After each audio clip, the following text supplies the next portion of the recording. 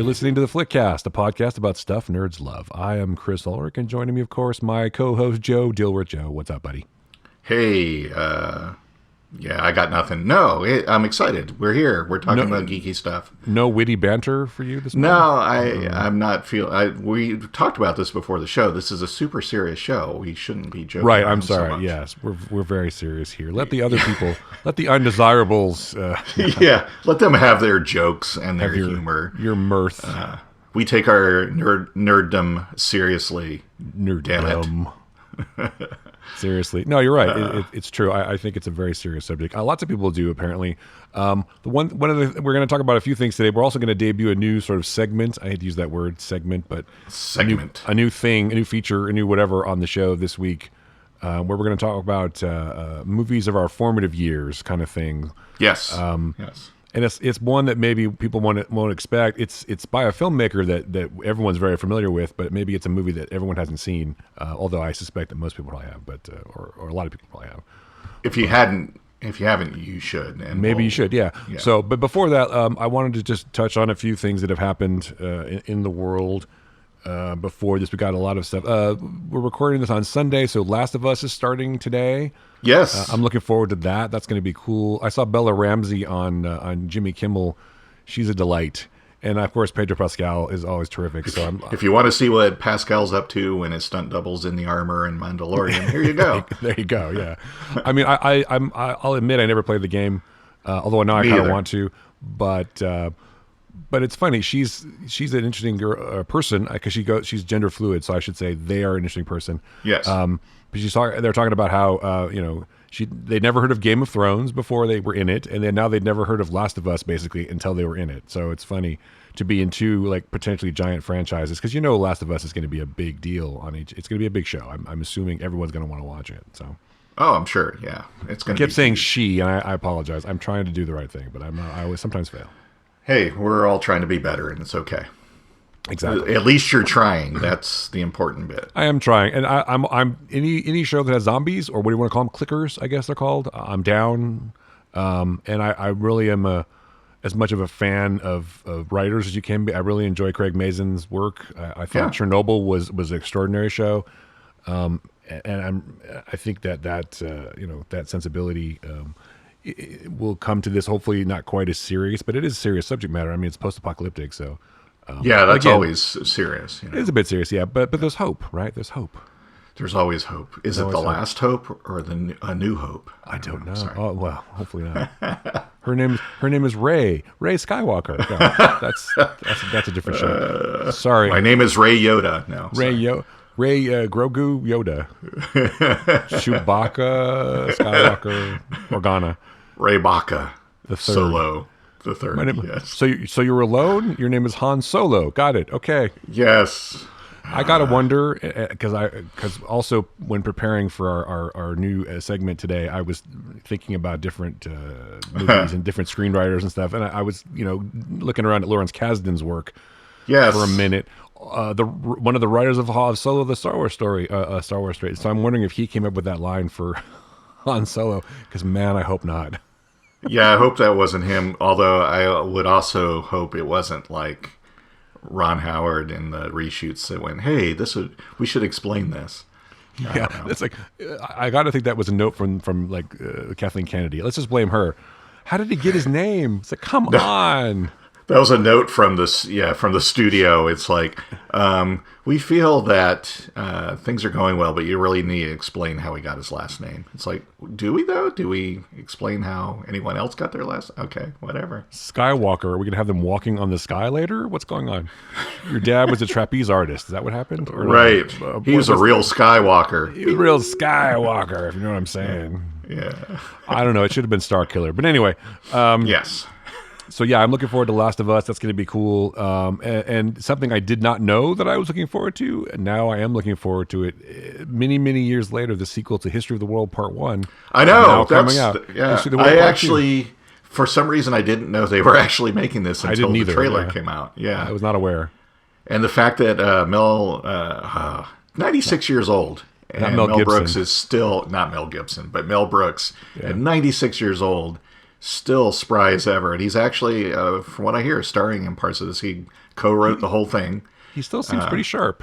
He does. That's great. I'm actually looking. I loved History of the World Part 1, and always wish they would have done more. But now they are, and they're doing an 8-part TV series with a whole slew of actors in it that are like, wow, okay. I always thought that was like a joke, like Leonard Part 6, although that wasn't Right. funny.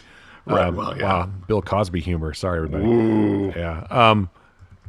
But yeah, I never thought there would be a sequel. I thought that was the whole point. That it was just the movie. If you've seen History of the World Part 1, the movie kind of degenerates at the end into kind of into a bacchanalia or whatever you want to call it. But I've watched a lot of trailers in my life, and I had genuine laughs when I was watching this one. Just like I was like, oh, this is going to be good. And now, hopefully, they didn't put the best bits in the trailer.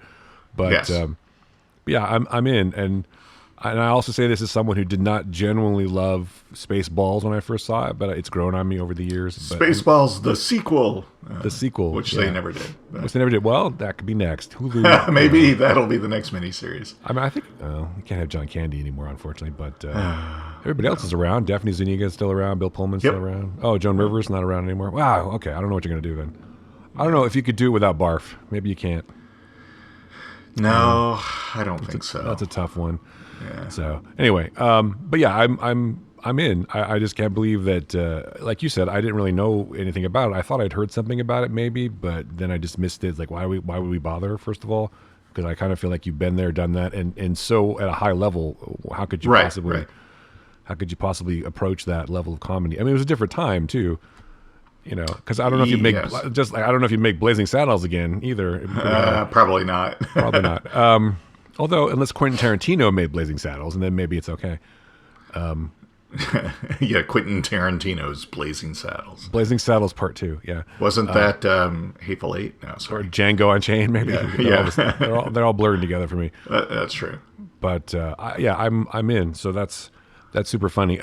What else, have you seen anything else that's intriguing to you? Like I got a couple other things in my notes. Let me just. The Golden Globes happened. I was happy to see. Not that I care about the Golden Globes that much, but I'm just happy to see Everything Everywhere All at Once get so many accolades, and especially the cast. I mean, just got absolutely. I mean, Michelle Yeoh and Ki Hee Kwan winning, which. That I just want everything awesome in the world to happen to that guy because he is him and Brendan Fraser need to be in a movie together. Seriously. Well, can you imagine the goodwill that would get? Well, there's a TV series coming out that's about modern. It takes place in the modern day, but it's about Chinese mythological figures. It's kind of a fantasy series. But Michelle Yeoh and Ki Hee Kwan are in it together, as well as Stephanie. I can't pronounce her name right. Last name Sue.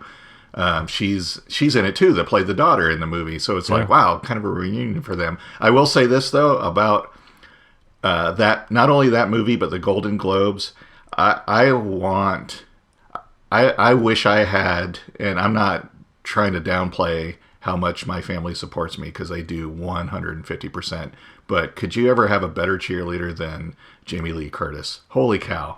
Yeah. She is amazing. Yeah. She's just like, I don't know. She even a meme was made from a picture of her cheering Michelle Yeoh, and she made a T-shirt out of it and posted a picture wearing it. It's like, wow, she is amazing. And I don't think that's performative on her part. I think she actually genuinely believes that kind of thing. Because if you think about it, Jamie Lee Curtis grew up in Hollywood. I mean, her dad was famous. Her mom was famous. She's famous. Her husband's a billionaire count from royalty from somewhere. He's a pretty good director, too. Pretty funny guy. So she knows what happens. She knows how the business works, and the fact that she's trying to help, and trying to push these things forward so much, I think is good. I feel like that's that she's really like that. Not that she's just trying to do. I mean, I don't know. I don't know her, but I hope it's genuine. But I'm just happy that. People talk shit about the Golden Globes, et cetera, et cetera, et cetera. But the point of the Golden Globes, at least right now, is it's getting the publicity. It's helping them get more recognition that they deserve, obviously. Absolutely, yes. And then Spielberg, it's like, I really appreciate the fact that he's like, oh, thank you, Steven, for my first job. But where the fuck was Steven Spielberg all these years? Why didn't he hire him again? I mean, I don't understand. Right, yeah, well, there's that. It's like... You made a lot of fucking movies, Steven. You could have put him in one of them, Yes.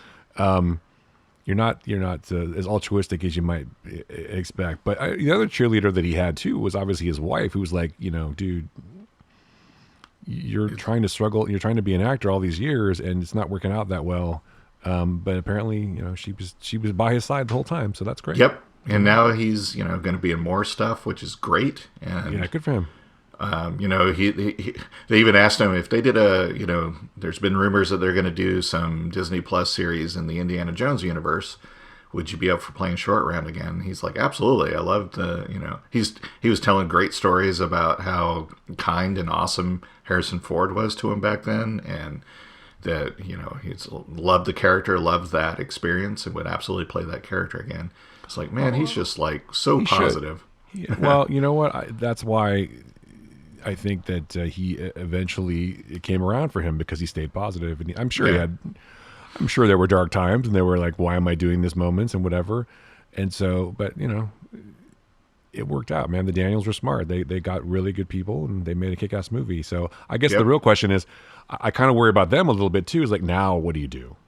Right? How do you top that? How do you even what do you hit do that next? level? Yeah. What do you do next? So it's going to be hard, but I mean, we'll see. I mean, Michelle Yeoh had an amazing career, so it's not like I'm not too worried about her either. But it's good to see her get the recognition that she deserves. Oh yeah, I think it's kind of sad in a way when you hit a mark like Everything Everywhere All at Once, because like I just said, everyone wants to know, how do you top that? And it's like, you don't have to top that. Just make you don't. Good I'm just movies, right? What to do next? Still, it's like there's got to be an enormous amount of pressure. Yeah, I'm sure that they generate for themselves, but also from external things about what do you do now? What are you going to do? What are you going to do next? It's not like they're like super young either, so there's less of a problem. It's like they're just going to make another movie, and they're going to do whatever they do, and it'll be fine. It'll be successful or it won't. Right. But no, not. I think a lot of people who ask that question have never had a movie like this. They've never had this kind of success. Like, what are you going to do next? Like, I don't know. We'll just make something else, Yeah. And they're going to do whatever they're going to do. Yeah. But I would assume that a lot of people are asking that question. They could probably, hopefully, have their pick of projects and have a little bit more funding next time and whatever. So we'll see. But I mean, the movie turned out great, so maybe they don't need a lot of money. I don't know. Yeah, maybe they're like, oh, we're good. We're done. We're good. So that's great. I'm glad for that. And I understand Brendan Fraser saying fuck the Golden Globes, because I agree with him. But again, I want to see them in a movie together, though. Him and Ki Kwan in a movie together. They just did a Actors Roundtable thing with Brendan Fraser. I had to watch that. I had to watch it. Yeah. I was amazed with the group that they got together, and they were all they all just seemed to be, even Colin Farrell, just like genuine people and very supportive of each other, which was really nice. Yeah, Colin Farrell has, I think, turned a corner. He had a lot of problems with drugs and alcohol and whatever. Yeah, but I think that that he's realized that it's okay to just be to be in movies, and I mean he's great in Banshees. So I mean it's hard to fault that movie too. Those two guys, true. Terrific. If you haven't seen Banshees of Insulin, I can't even pronounce that. I'm not an Irishman, but it's a fantastic film. You should definitely watch it. But that was a great group, and they really they genuinely seem to give a shit. But those two guys, but I think Ki Kwan and Brendan Fraser definitely had a couple moments too, which was nice. But yes, they'll probably be competing for the Oscar. Who knows? Well, now we just need to get them both in a movie together. That's what I'm saying. Yeah, get a movie together, a buddy comedy movie or something like that. I don't know. Exactly. What do you think? Do you think it's harder? This is not really. I don't know. I was thinking about this the other day. It's like they've both had such interesting like turns in their careers. Like Brendan Fraser at one point was a huge action megastar, movie star type, right? Yeah. And like super buff and super had everything going for him. And Ki Kwan was this kid in a big giant movie, Jesus, and then kind of and then the Goonies, right? Which one came, and then nothing almost, right? And then it sort of disappeared. So what happened to him? But also Brendan Fraser too. It's like who do you think had the harder sort of path? I kind of in some ways think it was Ki Kwan a little bit, because you're such a big thing as a kid, but it's hard to make that transition to adult roles maybe. But then Brendan Fraser, fell pretty far too. So I don't know. I mean, I don't know. Brendan Fraser had a lot of personal tragedies that derailed him for there a little while too, and then subsequently. But he was always working though, which is the thing that people forget. He was always still working. They both were. I think Ki Kwan was still working too. Some. There's a good stretch though of like 15 years or so where he just wasn't in anything, and I don't know if Yeah. he auditioned or if he had just been like, well, I had my time. Yeah, maybe. But yeah, it's I think tough. they both had different roads to where they are now, and it's just, I guess what I should say is I think it's just terrific to see these two guys coming back so strong, and who clearly are very, very grateful for Right. for giving another chance, because Hollywood's a shitty place, and if you can bounce back from something, it's pretty impressive. So I think it has improved a little bit, but I think also we have No, much like TV, there is a lot more venues for movies and a lot more movies being made. So a lot more opportunities for I still, actors, but I mean, for better or worse, I still have friends who work in the business, and it's still crappy. it's basically the same. Yeah, it's just they're better at hiding it now, maybe. But I mean, Yeah. maybe it's improved. There's more awareness, so there's a little bit less of people putting up with shit. But it's still, unfortunately, it's still a business that everyone who comes to, Hollywood or whatever, will do basically anything to get into. And so there's a lot of people exploiting that still. It's not. Yeah, It's not going to go away. If there's people that desperate to be in something, willing to do practically anything to get into it, then there's going to be people willing to exploit it, because of human nature. Some people are just assholes, and a lot of those assholes That's true. gravitate to, if I'm a predator and I'm looking for people to prey on, where am I going to go? I'm going to go to Hollywood, where there's a lot of people who are willing to be victims, because True, they true. want to get their leg up. I'm not blaming them, the victims at all. I'm just saying it's a fact, and that's exploitable by people who are willing to exploit it, unfortunately. So Yeah, that's probably true. Well, It now, is. now I don't want to watch any movies because it's yeah, I'm terrible. done. Yeah. Well, it's a tough thing, because I love movies so much, and I enjoyed the process for the most part back in the day. But yeah, there's still, I imagine there's terrible people in any business, though. So it's not like I work Well, in tech.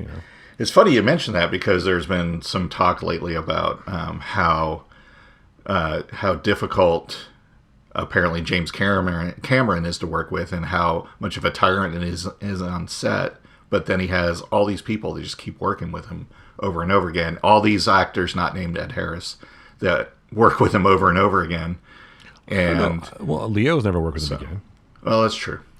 I don't think Ed Harris hates James Cameron so much as he just hates the entire experience of making that movie. And I don't Yeah. think it wasn't just Jim Cameron. It was like, I got to work underwater and I got to do all this other shit. And Mary Liz Mastrantonio does never want to work with James Cameron That's again. true. That's true. So pretty much anyone who was in The Abyss never wants to work with Jim Cameron again, because The Well, Abyss and- was a fucking terrible movie to work on, apparently. So And hearing about that, and not only just what has been public, but because it was filmed in North Carolina when I worked at the movie studio there. Yeah. A lot of people that worked at the studio or worked on movies that came through had worked on The Abyss, and they're like, "Yeah, let me tell you some stories that nobody Never knows." And it was like, again. holy crap. yeah.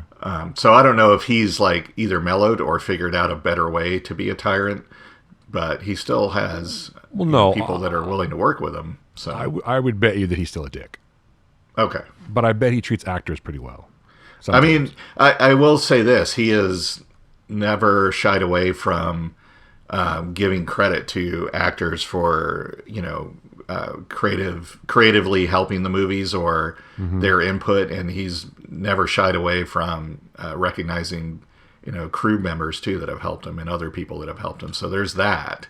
Yeah, it's like if you, he's one of those people. I'm sure that if you click with him, then you're fine. Yeah, He's probably Yeah. got a group of people that he likes that he gravitates towards, or that gravitates towards him, and he probably works with a lot of the same people. And the ones that don't click with him don't come back. And there's actors like that, and there's directors like there's other crew like that, or whatever. And some people just are okay with it. I mean, it took Kate Winslet a long time to go back and work with him. True, It took, true. Sigourney Weaver just did it, for whatever reason. And some people just have nothing better to do, I guess. But I don't know, man. It's just it's one of those things. It's one of those mysteries. And in some ways, if you're going to do giant movies like that with your own vision and control everything, you probably have to. I mean, I'm not going to justify it, but you kind of have to be sort of not Right. abrupt, but you have to be very, very focused. And sometimes that comes across as being an asshole, and it's like, it's my way or fuck off kind of thing. And that's Right, the only right. way, that's the only Yeah. way shit gets done sometimes. Again, I'm not justifying him, if he's abusing people, that's different. But if he's just focused and people don't like it, I mean, there's a gray area. But as far as Jim Cameron is concerned, I have no doubt in my mind that he's kind of an asshole. Okay. And he believes his own hype, and he believes his own. Well, I mean, whatever. he's made some pretty successful movies. So, well, like what's our running joke? He's got that Titanic fuck you money. He doesn't care. Exactly. I'm going to do whatever the fuck I want, and if you don't like it, get the fuck out. That's it. Yeah, and it's my ride. It's my circus. My everything. If you want to be on it, then join me. If you don't, and everybody keeps betting against him. They're like, nobody needs another Avatar 2 movie, and it's made almost $2 billion already. It's like, okay. So I don't know. I still haven't seen it, but I probably will. Don't bet against him. Is all I'm saying. Well, that's different than what kind of a person he is. He's sure, definitely an innovative filmmaker, but people, and that's one of the things I think that Hollywood is known for is it excuses horrible behavior because people make money or they're considered geniuses or auteurs or whatever the fuck, but they're still abusive. Like one of my prime examples of this is like David O. Russell is like, he's a total cock, but people love him and actors want to work with him because even though he's a fucking dick and everyone hates him. Because of who he is, yeah. Well, George Clooney won't work with him again, but it's just, and Clooney is one of the few people who probably have the clout to go, you know what, this is not cool, dick. And so they don't have to work, they went to blows, man. They fucking had a fight. And it was worse than it came out because, anyway, it doesn't matter. But the point is that there's some people who are willing to rock the boat, and he was one of them, but a lot of people won't. And a lot of people, actors want to work, man. Actors are insecure, too. They want to keep working. So, I would bet, like, Sigourney Weaver and probably at this point, Kate Winslet, they have, like you said, the clout that they can push back on him. And I bet he is like, he's like, oh, this is, now we're going to get to someplace really creative because they're willing to push back and not put up with this shit. And hopefully, I would think that they would also, at this point, kind of protect some of the other actors on the set. Well, you have to imagine that Kate Winslet, especially, I mean, she seems like a real genuine. I mean, Sigourney Weaver too, but I mean, Sigourney Weaver owes a lot of her career to Jim Cameron too. It's not like true. I mean, because of Aliens, not many women action stars get nominated for the Academy Award. It rarely happens. Right. So I don't think it's ever happened since her, actually. But if I'm wrong, let me know. But she owes a great chunk of her career to him, and so I'm sure there's a bit of that loyalty. And he probably treats her really well too. And like I said, if you're on Jim's good side, then you're okay. But if you're on his bad side, then look out. And I'm sure he's also maybe, like you said, maybe matured over the years or changed or is sort of mellowed out more. I don't know. I guess we'll never really know the real Jim Cameron. Does anyone know the real Jim Cameron? We should get him on the show. And, sure, Jim. Jimmy, as we call him. I only met the man one time, and he was was perfectly nice. And so I was at Stan Winston. Anyway, it doesn't matter. But the point is, he was perfectly nice. He was there for some reason, and we saw him in passing. My friend introduced us. He wasn't directing you, though, so. He wasn't directing me. He was, I don't even know what movie he was there for, but he was at Stan Winston. He was with Stan, and my friend worked at Stan Winston Studios, and we were there having lunch or something, and then I can't remember what he was working on, what year that would have been. Maybe it was... Did he actually acknowledge you? No. My friend introduced us because he and Stan were really close friends, and he worked with Stan for a long time. And so he's like, "Oh, this is my friend Chris." Blah blah blah. He's a filmmaker too. And Jim Cameron's like, "Oh, awesome." He was as nice to me as he had to be, I guess, is the answer. But he was nice, though. Yeah, he didn't go, "Oh, fuck you." So he could have been like, "Yeah, that's great," and then walked off. It must have been before. It was before Titanic for sure. So it was a while ago. Sure. Well, see, Yeah, he didn't have the fuck you money then. Yeah, that's right. Could it have been? The Abyss or I don't even know. It doesn't matter. I don't even remember what year it was. I don't know what year it is now. It's 2023, right? I think so. I'm not sure. Anyway, that was a weird time, and I thought we were on the precipice of something to like blowing up and breaking out and kind of doing some bigger stuff, and then it kind of didn't work out for most of the things. So it was a weird time for me too.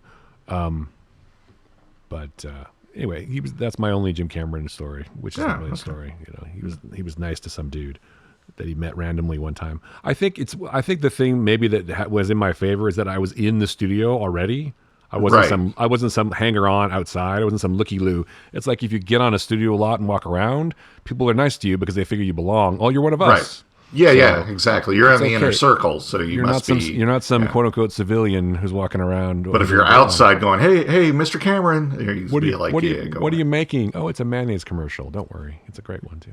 Anyway, that's just a little inside joke, a little Hollywood trivia for you. If you ever ask anybody what they're shooting and they say mayonnaise commercial, it's not a mayonnaise commercial. No. Probably. No.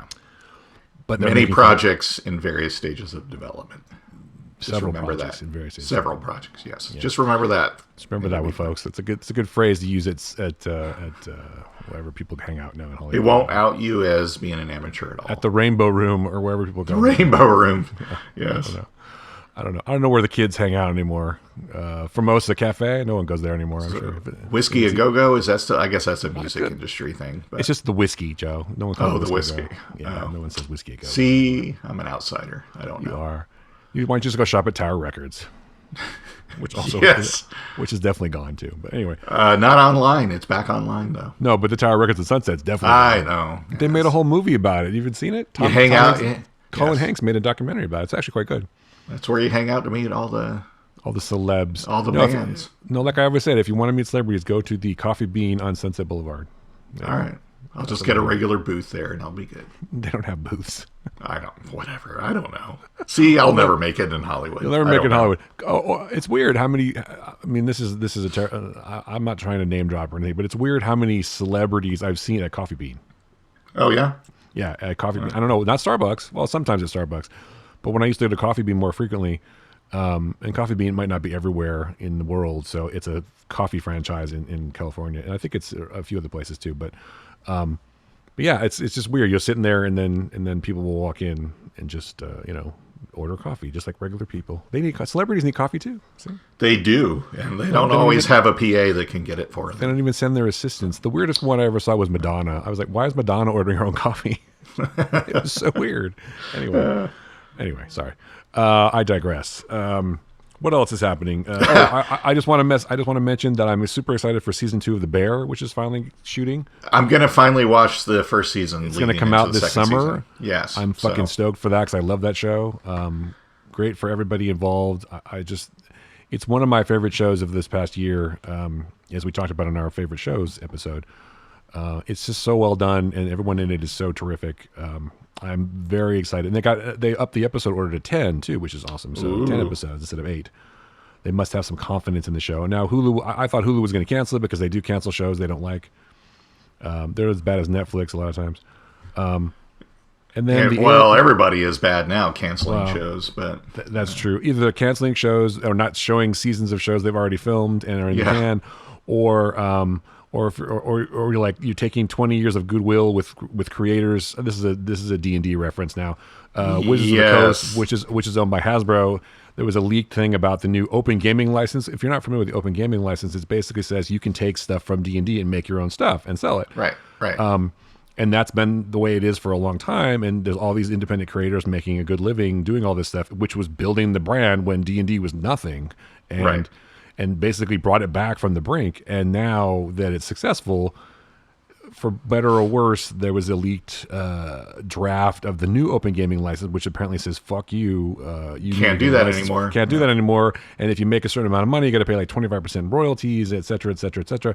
And so there was a huge backlash from the fan community, as you might expect. And apparently now it's, that was just a draft. We didn't really intend to. Yes, it was. Our bad.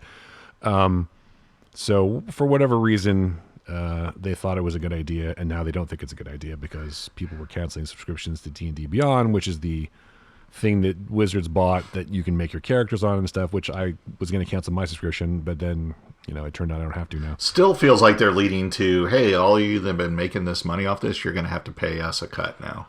Yeah, I mean, on the one hand, I can understand that from a business standpoint, but when your company, when Hasbro wasn't involved, and when it was just Wizards of the Coast or whoever owned D&D before that, it's like there was nobody around except the people who were keeping the game alive, and to basically fuck them over now seems like the worst kind of decision making. It's like the people that got you here to even be able to make this decision, you cannot just ignore them. I mean, that's how business works. It's like, who cares? But right.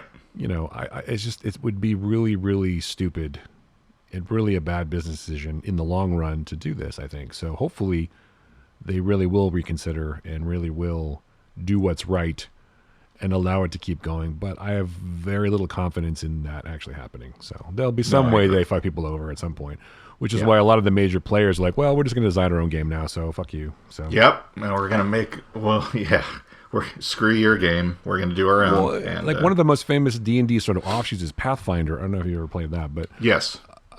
So even that, it's like, well, now we'll have to design our own because there are a lot of elements of D&D in Pathfinder, as you know.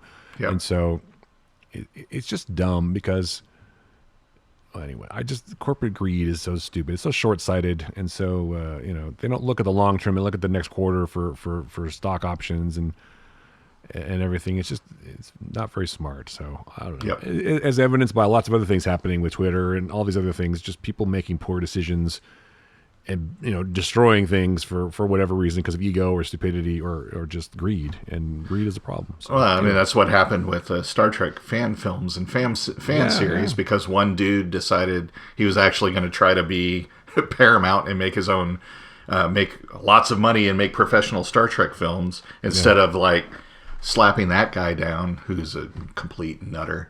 I know that's a lot of people are like, no, he's awesome, but no, he's not. Instead of just slapping that guy down and going, no, you need to stop this, they're like, okay, nobody can do fan films anymore. It's like, there are some great, retro Star Trek series that were doing really well and non-profit and were producing some great stuff. And just because this one dick wanted to make millions of dollars and screw people over, they're like, nope, we're not going to have that anymore. So now you got to make your own Orville.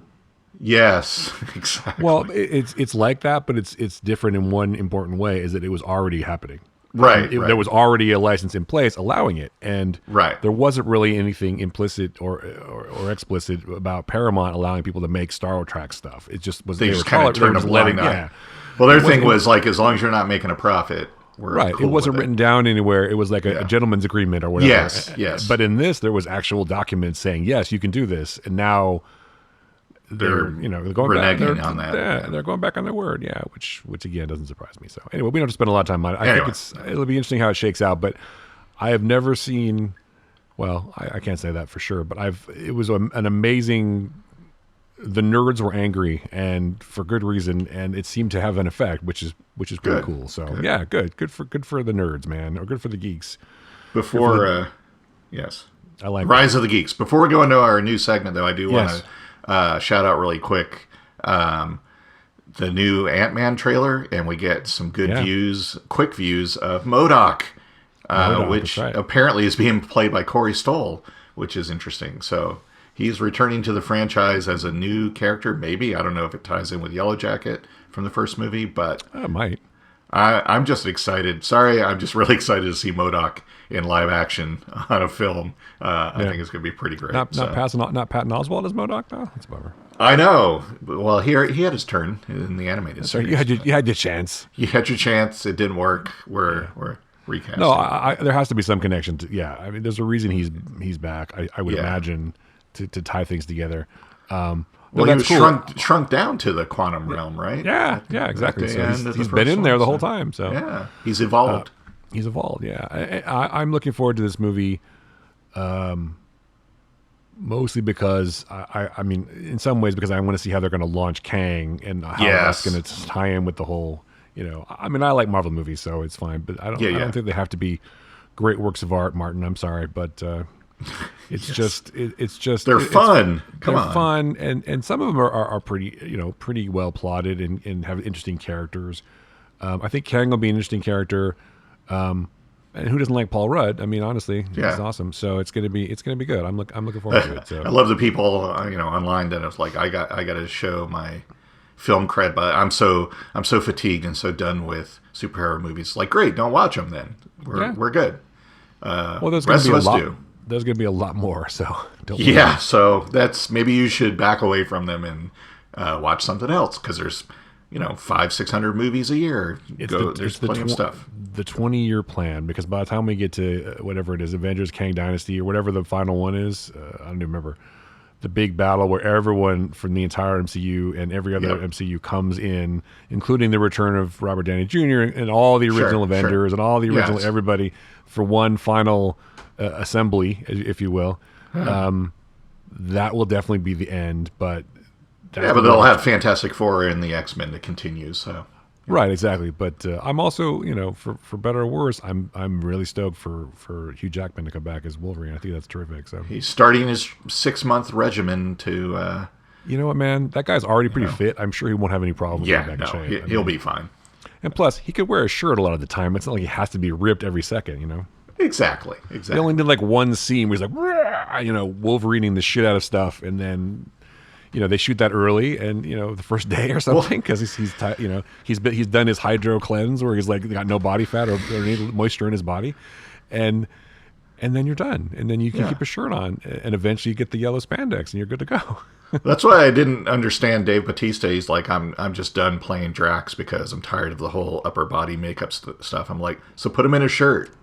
What is that? I mean, I'm pretty sure that wasn't that's like no. That was his way of saying Drax dies, right? Right. Well, which is probably what's going to happen. But that's I'm done with this. I'm done with the MCU. Literally, my character is dead. Yes, I couldn't continue if I wanted to. Even if I wanted to, James Gunn and I decided to kill me. I'm good. Yeah, and I'll be okay.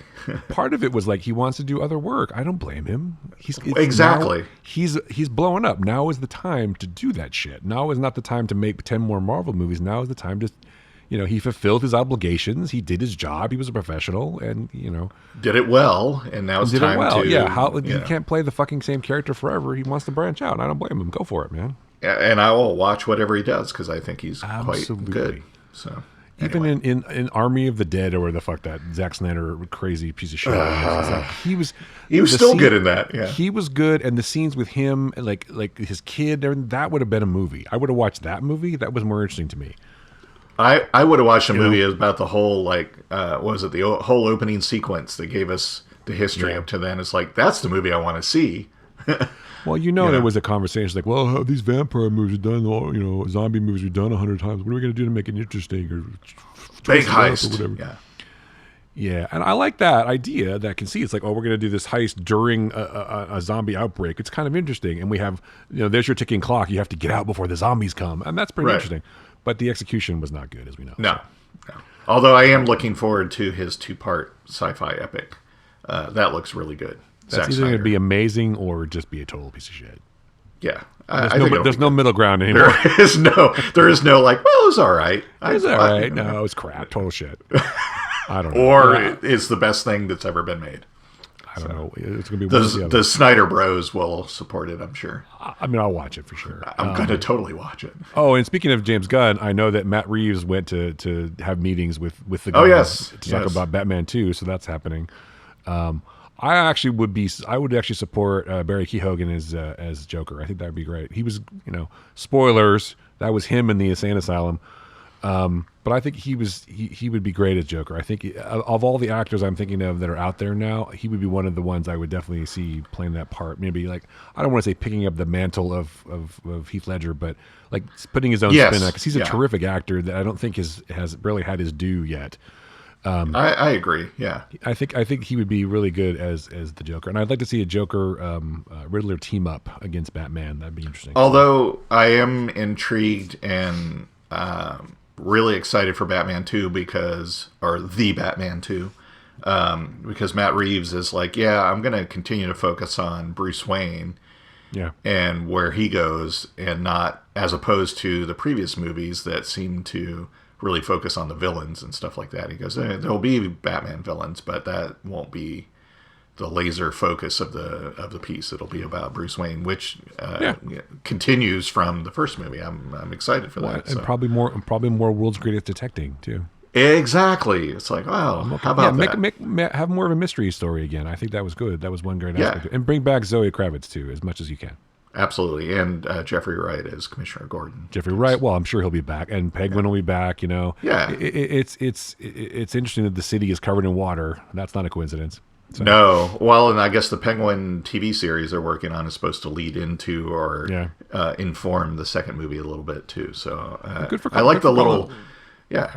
I would say good for Colin Farrell deciding to be in that makeup too. He must have really liked the character. So Yeah, so I like this like offshoot universe. If it is going to be, maybe that's part of the conversations that going to be like, hey, I'd like to have this as part. We don't necessarily have to have crossovers with all the characters, but we'd like to include this in our ongoing plan because this doesn't really fit in with his vision of the DCU. Probably, but there's not as many jokes, man. That's right. Well, it's dark. It's dark as shit. It's like it's not. We could eventually have Harley Quinn show up in like Batman 4. Yeah, but I think that would really go against the aesthetic. Matt Reeves has his own. It's like the Joker movie. It's like they don't really work together in the I think in the DCU that they're going to go for. It's the same kind of thing they already had. So if they're really going to try to reinvent things or try to go for it in a different direction, even slightly, I think they're going to have their own sort of Justice League kind of build up with new people and new because the same thing with Marvel. They have a multiverse or whatever it's called, alternate Earths or whatever, right? So it could be it could be a totally separate thing. You could have two Batman movies come out. I would see both. I don't care. Or maybe they'll be daring and go, we're going to let Matt Reeves kind of do the Batman universe, and we're not going to have Batman in our plan for a little while and kind of let that rest. And we're going to take a while to do Superman. We're going to focus on some other characters in the short term that we want to build up. I would rather that. I mean, as much as I love the characters of Superman and Batman, I'm happy with Batman staying in Matt Reeves' hands. And honestly, if we don't have a Superman movie for a while, I'm okay with that too. Well, they got to think long and hard about who that's going to be too. Yeah, let's have some other characters for a little while, and I mean, you could have another Batman film. You could have other standalone things. I mean, maybe there'll be a Harley Quinn movie. Maybe Margot Robbie will come back as Harley Quinn again. I'd be okay with that. Yeah. I could see her because she always in Suicide Squad, she was kind of like a character who stood out more to me. Is almost in the wrong movie in some ways. She, I think, would function just fine in the Matt Reeves Batman movie with hardly any alterations at all. Because I think so. That would. She's work. like a total sadist, and so I think it would work out perfectly. Some of the other characters didn't quite fit in, but we'll see. I think Harley Quinn would. I actually think, and I know this is unpopular, but I think Jared Leto's Joker would fit in Matt Reeves' universe as well too. But again, I would rather see. Jared Leto, they're done with him. I mean, it's not going to happen. But I don't think there's going to be a Joaquin Phoenix Joker in Matt Reeves' Batman. No. But okay. Anyway, it could be. I mean, I guess I don't know. I think that's going to operate in a separate universe too. So, but they're already making a musical version of that, and I think isn't Margot Robbie in that one though? I think she is, right? No, it's Lady Gaga. Sorry. Oh, that's right. Yeah. Exactly. Gaga, yeah. Anyway. Anyway, we should move on. All right, so in the let's debut our new segment. Yes. Basically movies from our formative years, and this movie is by a filmmaker that we're all familiar with, who went on to make a little movie you might have heard of, a little indie sci-fi movie called Star Wars. I think I've heard of that. Yeah. Yeah, but this is his movie that was before that. It's called American Graffiti. Yeah. It came out in the early 70s. It stars Ron Howard and Cindy Williams and Richard Dreyfuss and Paul Le Mat and an up-and-coming actor you might have heard of, Harrison Ford. Yes, he's done some things. He went on to do some things. So the reason we want to do this is like there's a lot of these movies that we watched when we were younger because I think American Graffiti is one of the greatest films ever made. I'm not saying that as bullshit. It's also, I think, still the most financially successful film ever made too. Yes, based on budget and everything, because it cost like what $750,000 and it's made like $400 million over the years, something like that. Yeah.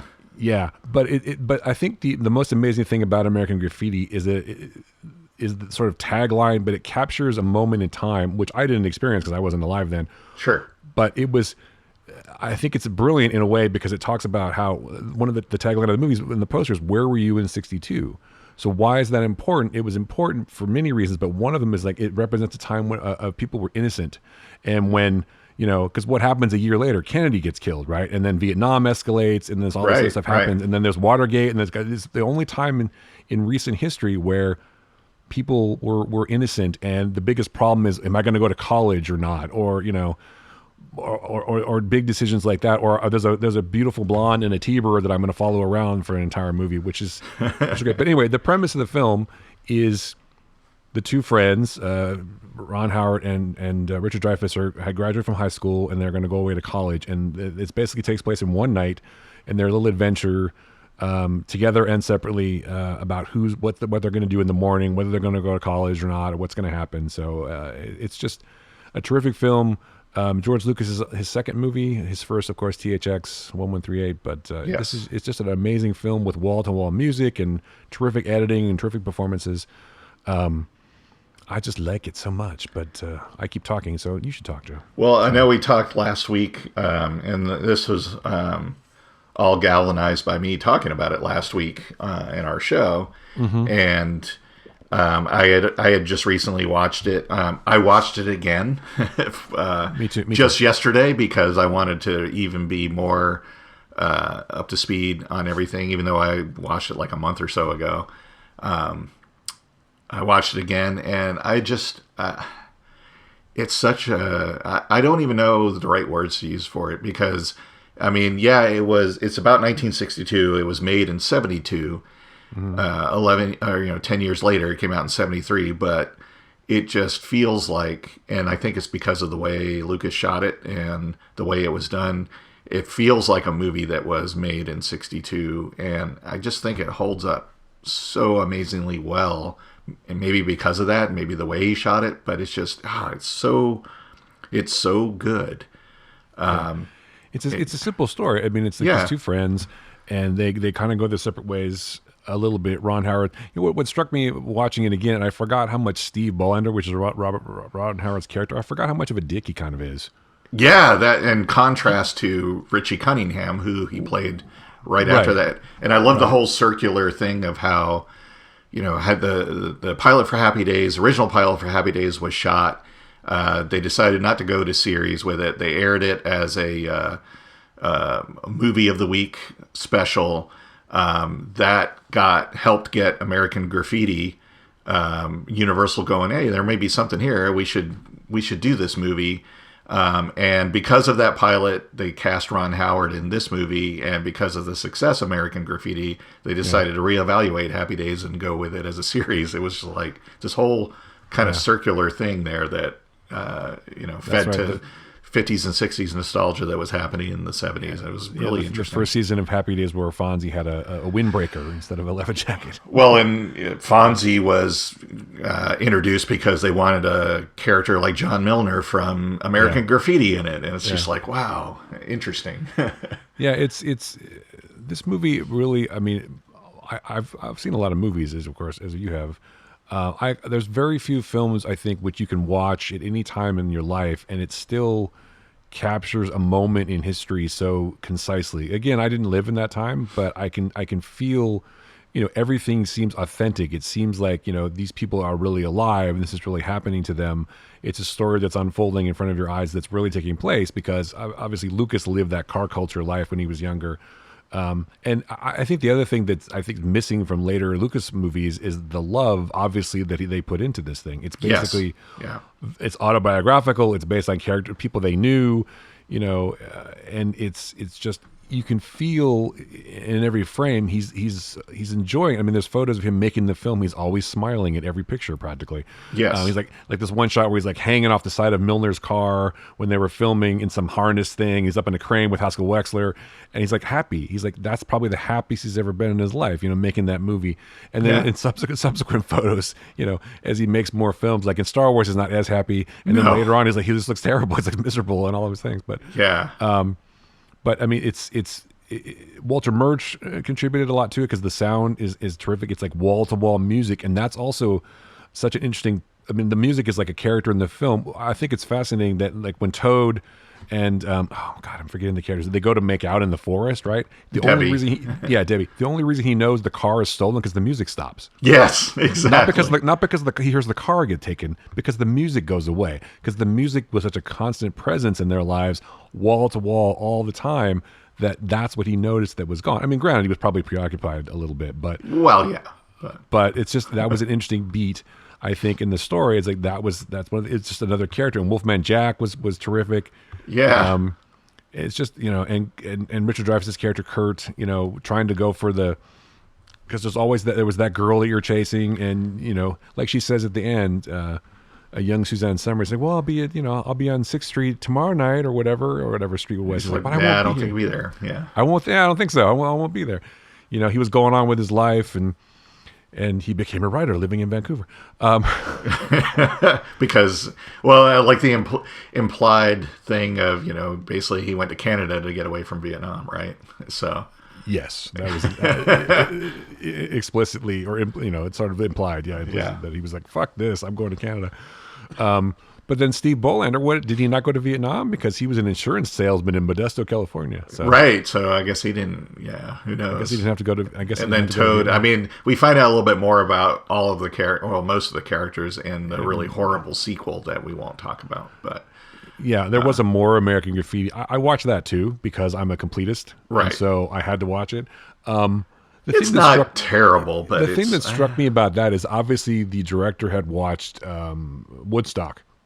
Yes. It's like obviously you watched the Woodstock movie because that reminded me, and there was a lot of like film school tricks, changing the film stocks and the aspect ratio and all that, and it's like very psychedelic. But the other thing that I found odd about that movie is like, has Scott Glenn ever been young? Yeah, that's true. Even in that movie, he looks like he's about 50. I'm like, damn, yeah. It's like, wow, dude. Yeah, he just stayed the same. He's about. I will say that's a more American Graffiti. Scott Glenn does not appear in American. Exactly. I will say that I think when I was younger and first watched the movie a few times back in the day, I was maybe too, as watching as a teenager, Ron Howard and Richard Dreyfuss's roles and storylines kind of spoke to me. But the thing that struck me this time watching it, the storyline I really, really liked was John Milner. Not only because he's like the guy that's like aging and the star is fading and all that, but I just love the whole thing of he spends the whole night with his 12-year-old in his car, and he's like, there's nothing like... It was a different time, Joe. There's nothing like untoward happening. He's just like... Yeah. And she's great. Mackenzie Phillips, she's fantastic in that role. And she was actually 12, too, when they shot it. I guess, it wasn't Kurtz that... Whoever the producer had to sign off as her legal guardian to allow her to actually do the movie. But it's just like, there's nothing... Even like when they're walking in the junkyard, you're thinking, oh, he's going to make a move on her and stuff. But he doesn't. There's like, it's just this wholesome thing of them ending up having fun and him trying to seduce her for a second to get her address out of her so he can drop her at home.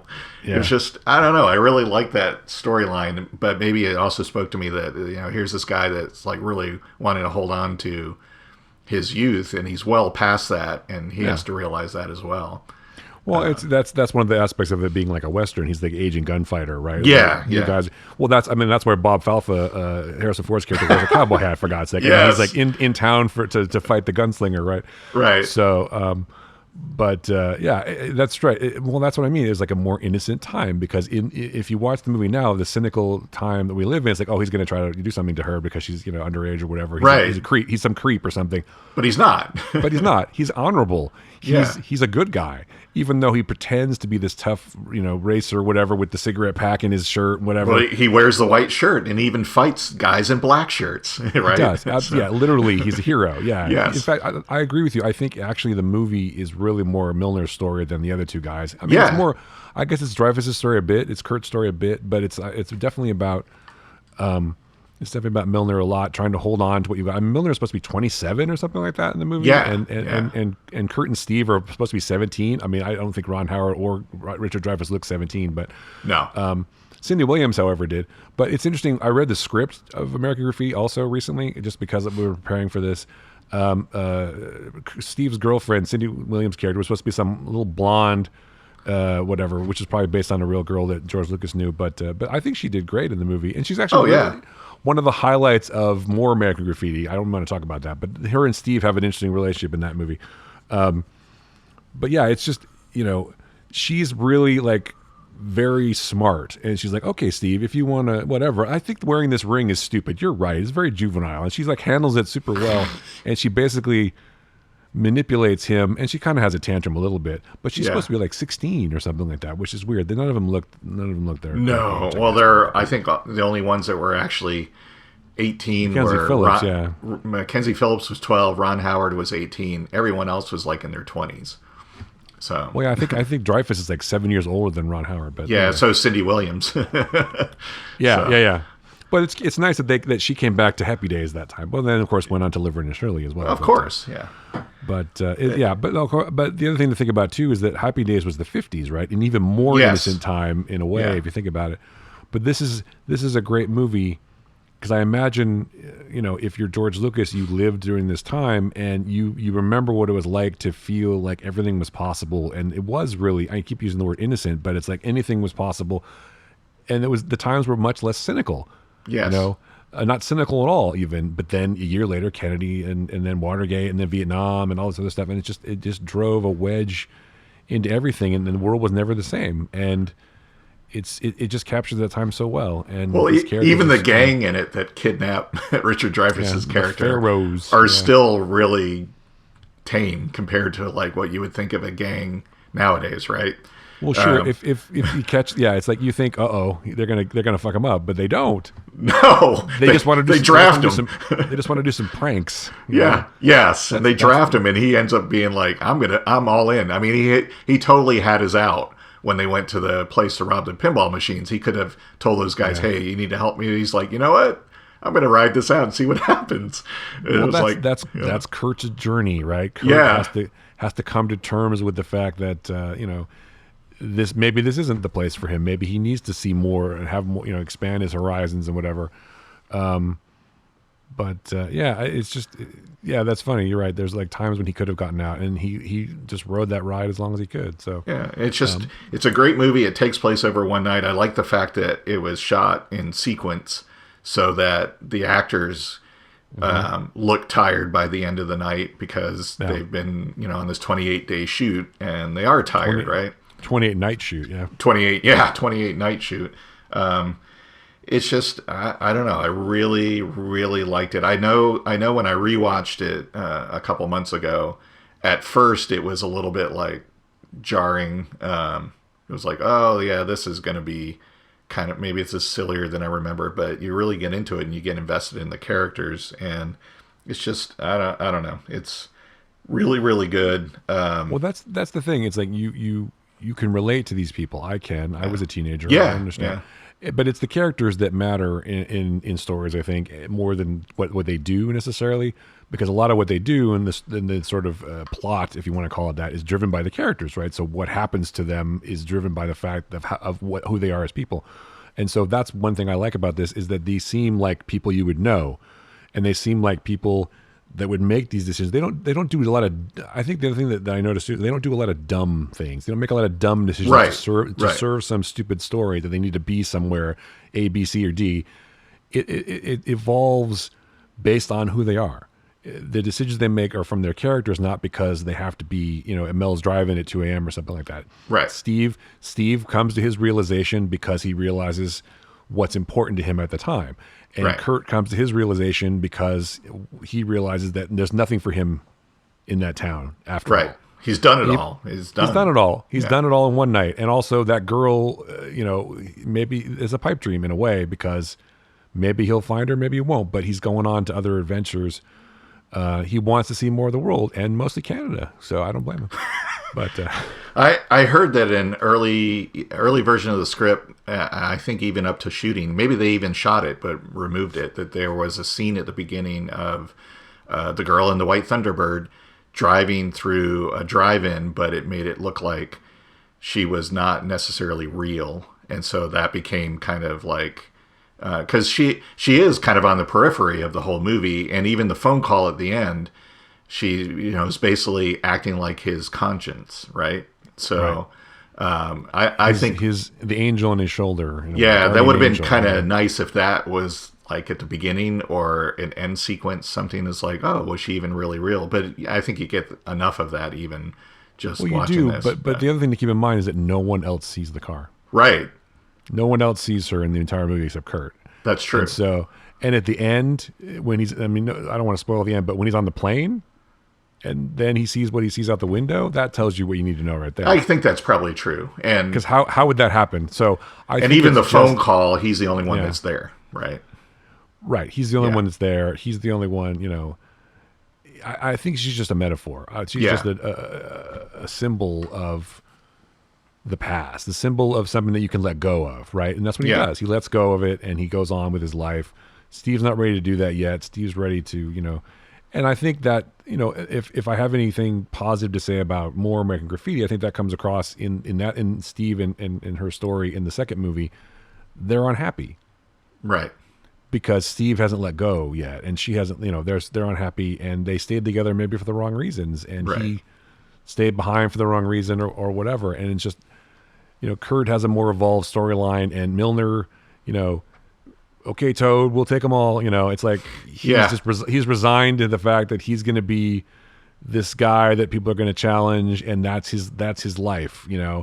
But Right. he changes too. I mean, that's another thing I liked about the next movie. He kind of evolves. And he starts drag racing and stuff for real, like legit drag racing, and was probably going to be successful, but Well, yeah. doesn't get a chance. But Well, yeah, and I think he realizes his legend at the end because he's like, the guy was beating me. I was losing until he yeah, crashed. I don't know. I've watched the movie so many times now. I don't know that he was actually beating. I don't think. Yeah, I don't think he was either. But he's like doubting. He's like, should I be done with this? But you're like you said, Toad's like, no, man, you're Steve Milner. You're John Milner. You're the guy. It's like, okay, as long as people believe in me, kind of Right, thing. But it's the exactly, same yeah. thing with the gunslinger. It's like, I'm more the legend is more than what I am. And it's like, no, but that's Right.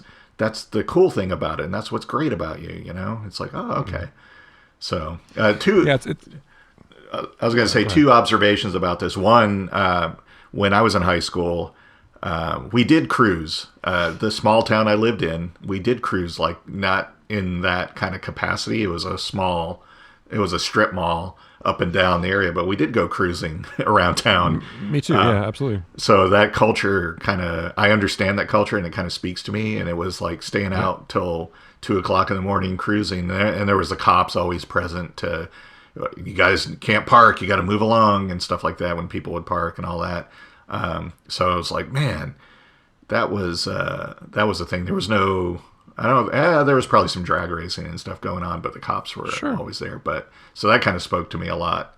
Even more so watching it now, it's like, oh, now it's even more nostalgic to me because I'm nostalgic for that time as well. But the other thing that struck me too, especially considering how he wrote Padme and the Star Wars movies and some of his other female characters, this movie has like really strong and prominent women characters in it. I was really, I don't think I noticed that the first time because I was much younger, but this time it's like, Lori standing up to Steve, she's like, kicks him out of the car. Debbie is just like this, I'm going to do what I want to do. Even Well, she yeah, was, Debbie's a badass. She doesn't take any shit from anybody. she's like, I had a great night. We had a bitchin' fight and all this. I watched you throw up and all this stuff.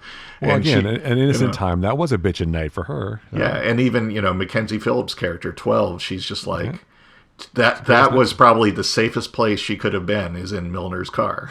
Yeah.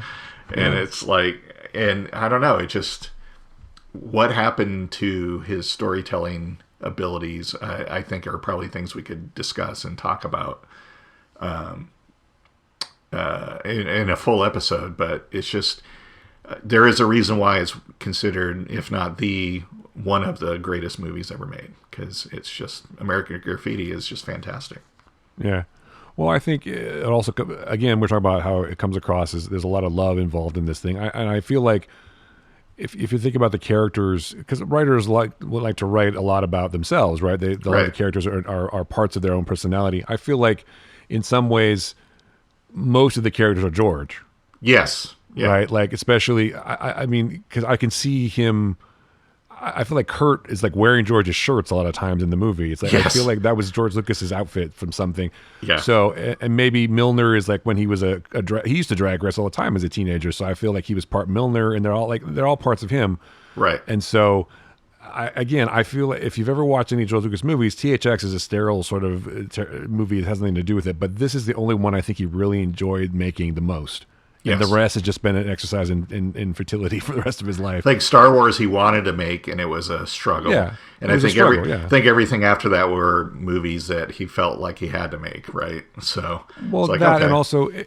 and also this represents in a lot of ways the innocence of George Lucas too. Yes, like, this is before he was swallowed by the studio system and became this huge, household name. While we're still talking about George Brand, but while we're still talking about him to this day, 30, 40 years later.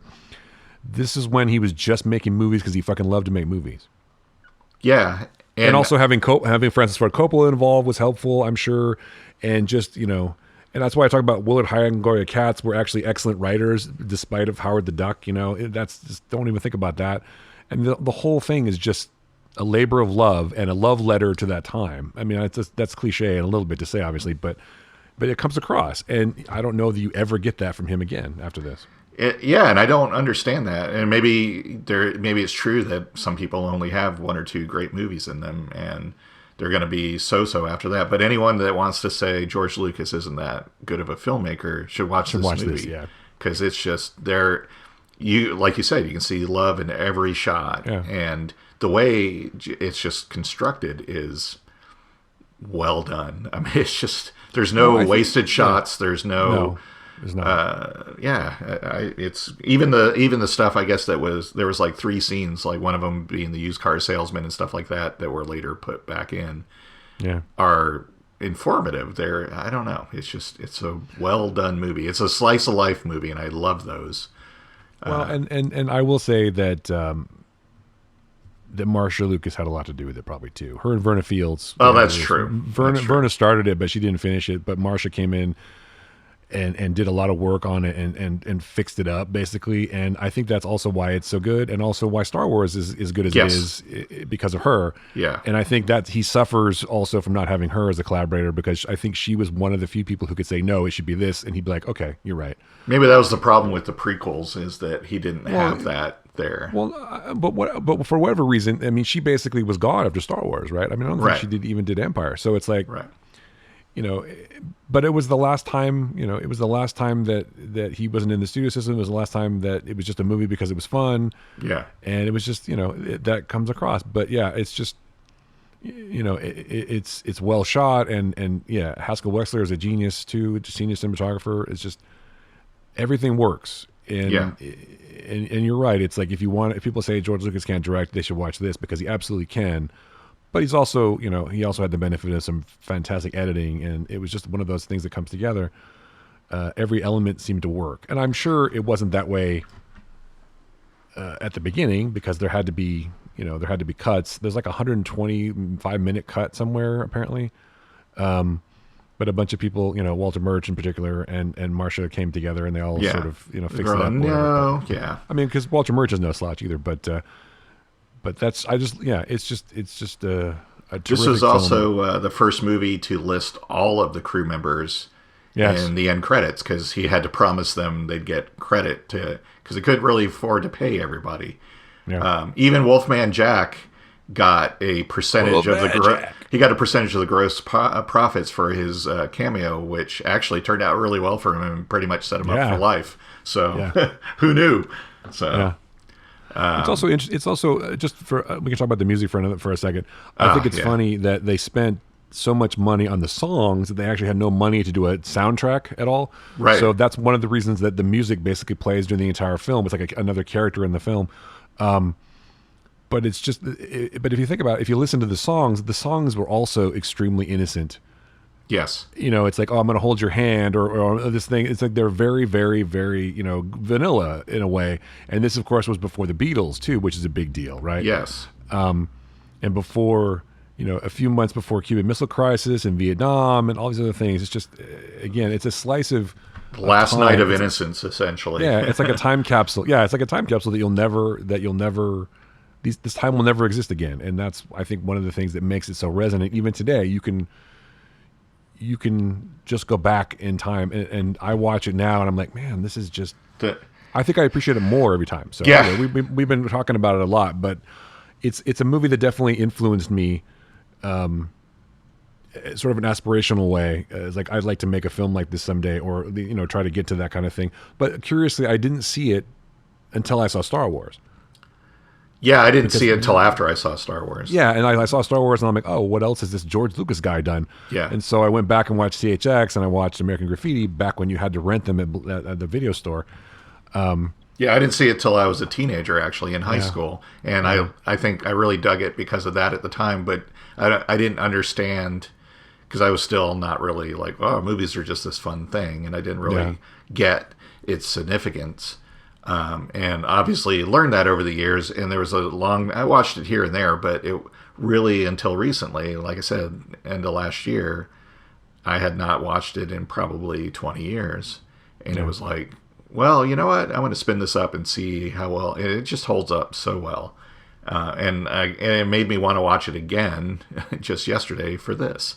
So, just... if you haven't seen it, you should watch it, and you will not regret it. You won't regret it, yeah. Especially if you like cars. Yes, there's some beautiful cars in that. Yeah, and the funny thing is about the cars is that they tried to sell them after the movie, but no one wanted to buy them. Yeah, if only they'd known, Well, even the cars are metaphors for their owners too, which was great. Sure. So, yeah, definitely. Anyway, all right. Well, let's. We're going to keep doing this and talk about other movies of our formative years that were influences. Maybe like, I don't want to say undiscovered gems, because everybody knows American Graffiti, but it's like movies you may not have watched even if you're a fan of Star Wars, and you also where filmmakers come from, like earlier films in their careers too. So it's going to be sort of all encompassing. We don't really have an exact reason for doing this other than it seemed like a good idea. Yes. We talk about them anyway, so we might as well make it official, right? So exactly. So all right, cool. Let's do our picks and be done. Let's do that. Do you have a pick, or you want me to go first? I got a pick. Go for it. I'm going to pick something that I actually got for Christmas. I think I talked about it on the show, but I really want to make it a pick and direct people towards it. So, Diamond Comics is a distributor of comic books to comic book stores, but they also do a line they call Diamond Select, which are very detailed action figures. Kind of like McFarlane Toys, but Diamond Select tends to focus on really popular pop culture things that maybe aren't well remembered. But in this case, what I got for Christmas was a set from the Black Hole. It was Vincent and Old Bob, the two android figures in it, and they come with a piece of a diorama that, if you also get the Maximilian set, has the rest of the diorama. I do not have that yet, but this makes me want to get it. But these are just hyper detailed figures with unbelievable amounts of articulation. You can even push the heads down.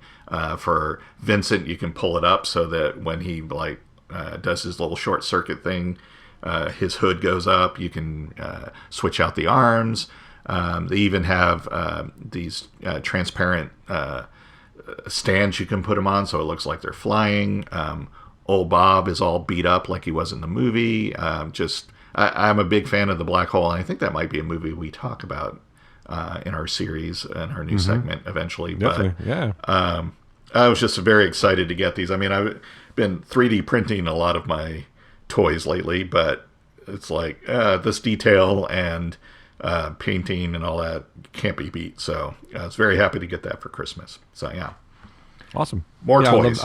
More toys. I love the Black Hole, and yes, we'll definitely be touching on that one in the future. Yeah. Cool. That's great. And 3D printing, I want to get more into that still, but I'll get you there. I'm going to convince you someday. I know. Yeah, I have some friends who work at a place that I worked at a little bit, and they have about 3 or 4 different 3D printing machines. They're like, yeah, if you want to print anything, or if you want to, I was like, yeah, I was thinking about printing some D&D characters. Like, yeah, bring it in, man, bring the plans. We'll just print whatever you want. I'm like, oh, cool. So I'll give it a try maybe. But anyway, my pick, and this should come as no surprise to anyone who knows me, being the stationery and notebook and pencil nerd that I am, my pick is a company, but it's also a series of notebooks and note cards. It's a company called Dapper Notes. Ooh.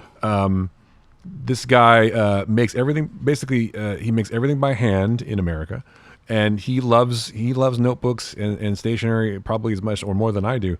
But everything, like I said, is handmade.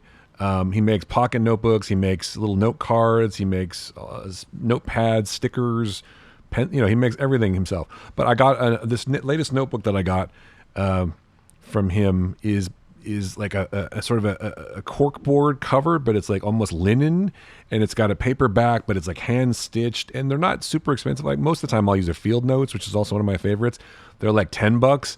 But this one is $15 because it's literally made by hand. But he like hand stitches the thing together, Nice. and everything. Yeah, they're beautiful. But the thing I also admire about this gentleman's work, his name is Anand Avital.